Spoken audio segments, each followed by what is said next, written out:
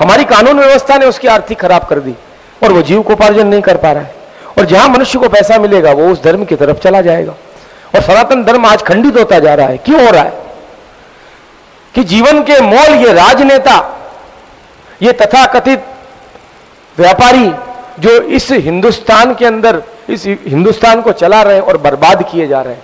और हम सनातन धर्म के लोग हमारे धर्म को खंडित किए जा रहे हैं। क्यों? कि आर्थिक अभाव से मनुष्य अपने धर्म को छोड़ता जा रहा है। उन्हें वहां शांति मिल रही है, पैसा मिल रहा है, सब कुछ मिल रहा है।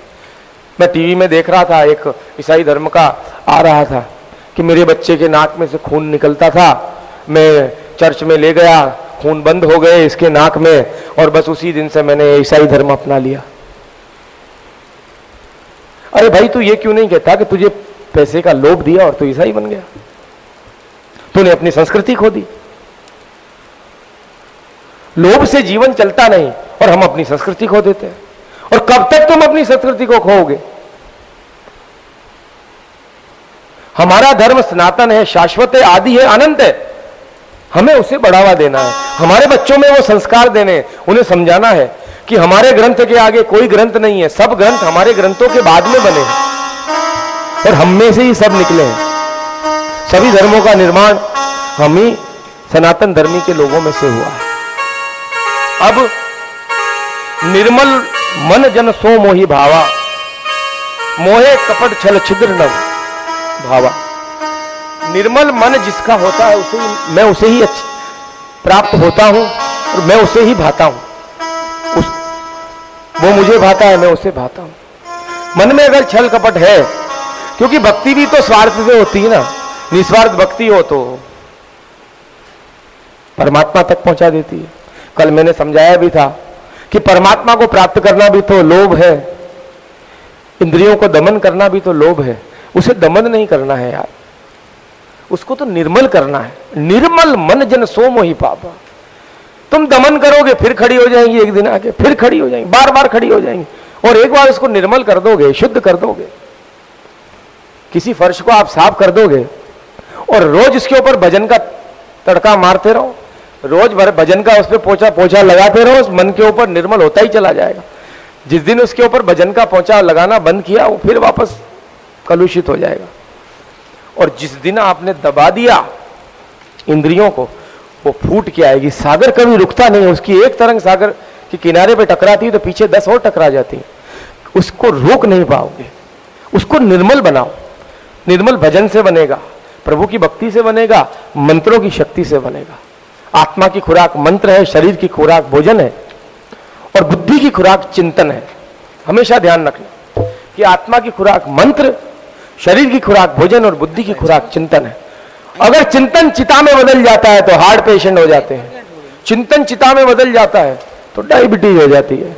चिंतन चिता में बदल जाता है तो ब्लड प्रेशर हो जाता है। और कैसे चिंता लग जाती है कि शेयर बाजार में 50 लाख डाला और चला गया। अरे भाई, डाला ही क्यों था? 50 हजार तो जीवन में किसी 5,000 किसी दरिद्र नारायण को भोजन करा देता, या किसी बहन बेटी को तू दे देता, या प्रभु के निमित्त मंदिर में खर्च कर देता, तो तेरे पुण्य तो बढ़ते। पर नहीं, लगा दिया तो घर वाले भी दुखी हैं, खुद भी दुखी है और बीमारी लेके बैठ गया।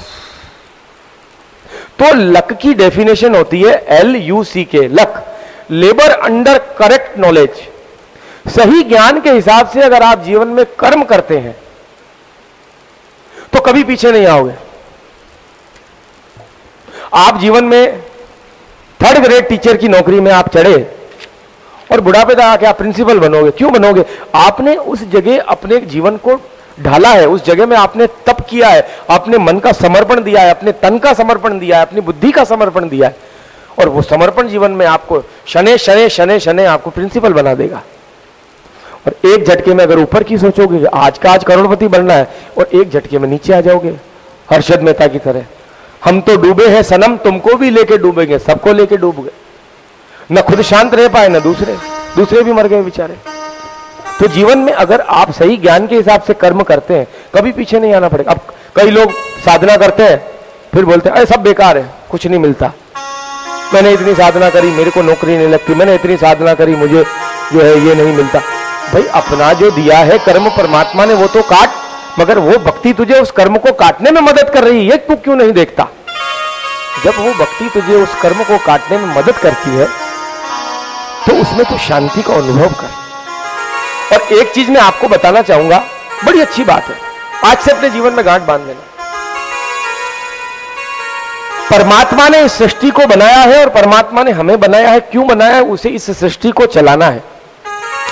अगर नाई बाल काटना छोड़ देगा, कंडक्टर टिकट काटना छोड़ देगा, एक हरिजन झाड़ू निकालना छोड़ देगा, कुम्हार बर्तन बनाना छोड़ देगा, ये माइक बनाने वाली कंपनी माइक बनाना छोड़ देगी, तो सृष्टि चल ही नहीं सकती। तो कुदरत ने अपने काम के लिए हमें बनाया है। उसने वहां से तय कर दिया कि तू टीचर बनेगा, तू आईएएस ऑफिसर बनेगा, तू इंजीनियर बनेगा, तू डॉक्टर बनेगा।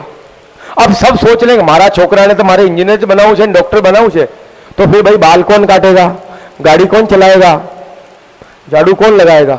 तो सबका काम कुदरत ने निश्चित किया है। तो ठाकुर जी से भक्ति करो तब एक ही चीज मांगो कि ठाकुर जी जिस काम के लिए तूने मुझे पैदा किया है उस काम में मुझे रखना, मन में शांति देना और दूसरों को भी मैं शांति दे सकूं, और कोई मेरे यहां से भूखा प्यासा न जाए, और जो अगर मेरे ऑफिस में आता है तो ये कह के नहीं जाए कि केवू खयूस मानस से। तो ये है आपकी भक्ति, ये व्यवहारिक भक्ति है। प्रभु की भक्ति है वो आपकी आध्यात्मिक भक्ति है।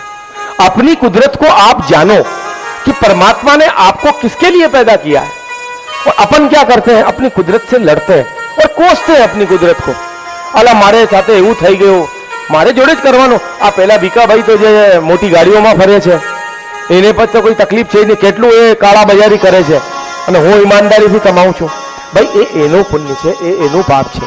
આજે દાઉદ ઇબ્રાહિમ એટલા બોમ્બ બ્લાસ્ટ કરાયા, કરોડપતિ અરબોપતિ છે, એના પાસે પૈસાની કમી નથી, પણ જે એ ભોગવી લઈને આવ્યું છે પ્રારબ્ધ એ તો ભોગવાનું, પણ આ જન્મનું એને ચડી રહ્યું છે, આગલા જન્મમાં તો ભોગવાનું છે જ, એ બચવાના નથી તમે એનાથી।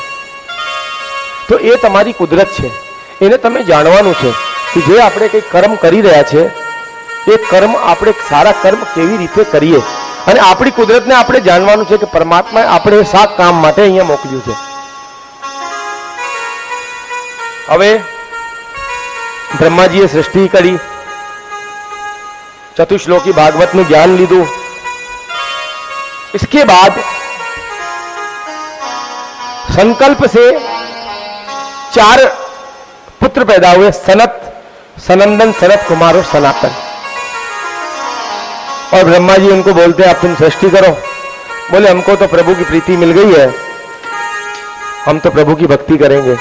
और 5 वर्ष की अवस्था में सशरीर प्रभु के धाम में चले गए। भगवान के पार्षदों ने रोका, जय विजय ने उनको श्राप दे करके जमीन पे गिरा दिया और राक्षस बना दिया। अब तात्विक चिंतन से कई लोग सोचते हैं कि जब इतने प्रबुद्ध ज्ञानी और क्रोध में आकर के श्राप दे रहे हैं तो फिर तो इनकी भक्ति जो है अधूरी